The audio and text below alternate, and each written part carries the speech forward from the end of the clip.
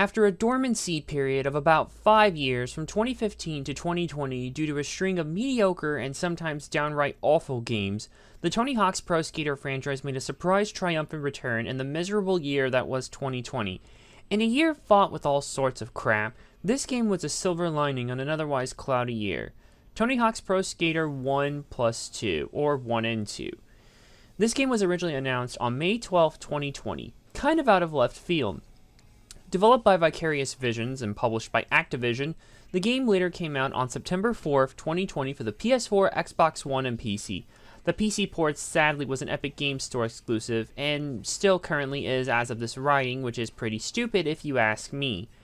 A PS5 and Xbox Series S/X port followed on March 6, 2021, and a Switch version came out on June 25th, 2021.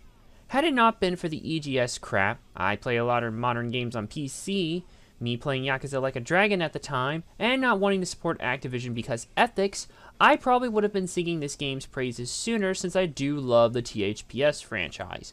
Well, thanks to this game being free on PS Plus for the month of August, I was able to play it and, hot damn, this game is fun.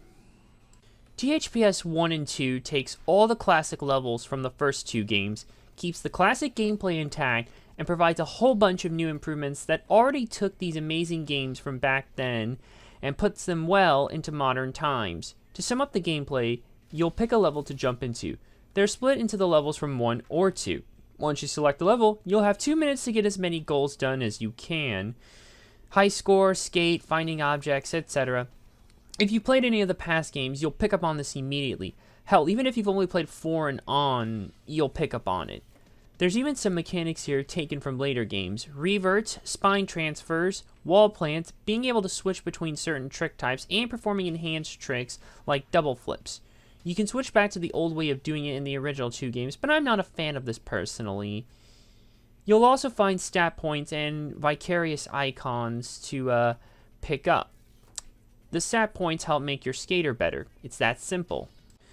The career mode has 2 tours, a crew tour which you can use any skater for all progression, and a solo tour where it only unlocks for the specific skater you choose.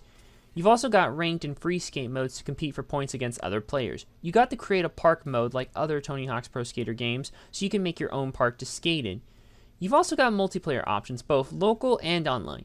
You can do tag, combo mambo, combo challenge, score challenge, trick attack, and graffiti. You can also do horse, but only locally. The roster of skaters here is pretty good. Every pro from the first 2 games returns with updated looks to reflect their modern appearances. New skaters include Leo Baker, Tyshawn Jones, Aori Nishimura, and Shane O'Neill. Some of the skaters included actually came from that middle ground of when Tony Hawk games were meh. These include Lizzie Armanto, Leticia Buffoni, Riley Hawk, and Nyjah Houston. There are also a few guest skaters. You have the unlockable Officer Dick, portrayed by Jack Black, the Skeleton Ripper, mascot of Powell Peralta, and a Roswell alien. You also have the ability to create your own skater like previous games, and you're given plenty of clothing, skateboard decks, wheels, and other choices to give your skater the look you want to give them. But what good is all this CAS and CAP parts if you can't access them? Well, this game has a unique way of unlocking things compared to the past games. New to this game are challenges. You'll do things like hit specific scores off specific gaps with a particular trick, get 1 combo equivalent to a stage's 6 score amount, and other crazy things like that. As you complete more challenges and play through the levels normally, you will earn XP to level yourself up to unlock more objects, and you'll earn cash to spend on all the CAS and CAP parts. Okay, so the only new part of this is how you get them. The spending cash part is not that different from previous games, but that's not a bad thing. With such fleshed out gameplay that's easy to pick up but difficult to master, you should have a strong grip over your character, and the controls really help with that. Everything works as it should, which you would hope for to get big points, and the added additions help with performing even more crazy combos.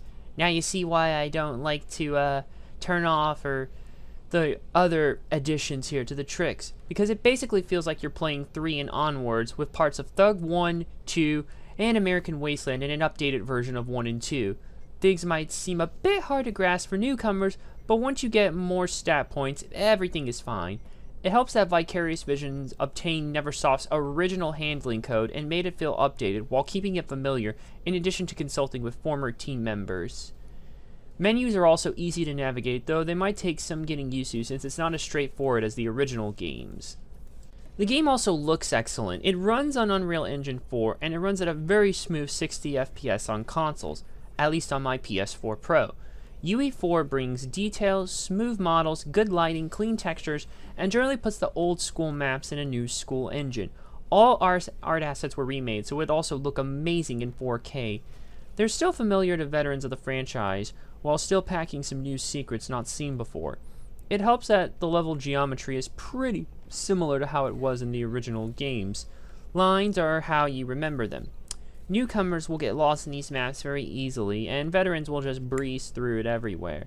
Character models also look pretty good and are the best they've ever looked across the franchise. Oh, and the levels also, seemingly you might be able to go into new buildings that you couldn't before, which is pretty cool. Sound design is another strong aspect of the series. Voice acting is a bit limited since there isn't much to say, but what is said is good and fits the context of the game. Sound effects are accurate to skating in real life. Grinds, flips, wall rides, and the like sound like they should. Even the more outlandish effects have been updated to sound clear and crisp, like when you grind the helicopter in the hangar and it crashes the roof. It sounds better than the original game. Of course, what would this game be without its soundtrack? The THPS franchise's soundtracks have always been a strong point, and here is no different. Just about every song from 1 and 2 return. Goldfinger's Superman, the Ernie's Here and Now, Primus's Jerry was a race car driver for 1, and you get the idea.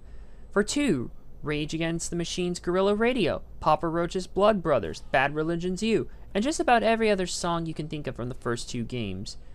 I say just about because 3 songs are gone.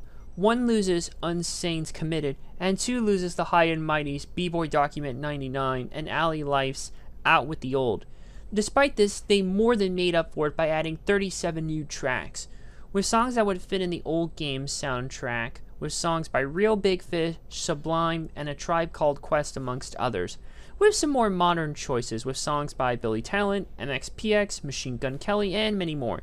You can't turn off individual songs you don't want, so if you just want the OG songs, you can do that. Tony Hawk's Pro Skater 1 and 2 is not just a great starting point for people looking to get into the series, but it's also a nostalgic blast from the past for veterans of the series. It looks excellent, it controls damn near perfectly, everything is faithfully recreated, the challenges add a new sense of replayability, the sound across the board is awesome, and there is plenty to keep you coming back. The only real complaints I have is that the multiplayer doesn't have much, no horse online. The only other collectibles besides challenges are stat points grinding, which can get a bit boring, and the loss of the 3 songs from the first 2 games does hurt a bit. But these flaws are only minor and don't detract from the overall game. I can recommend this game to not just veterans, but newcomers alike. Vicarious Visions did the unthinkable and not just brought back THPS to life, but they did it in such a way that the game is damn near perfect. I give Tony Hawk's Pro Skater 1 and 2 a perfect 5 out of 5 with a badass seal of approval. I wish I played this sooner. Thanks for watching. If you like what you saw, click the big red button below to subscribe. Check out the other links in the description for more cool stuff, and check out the playlist on screen for more content. See you in the next video.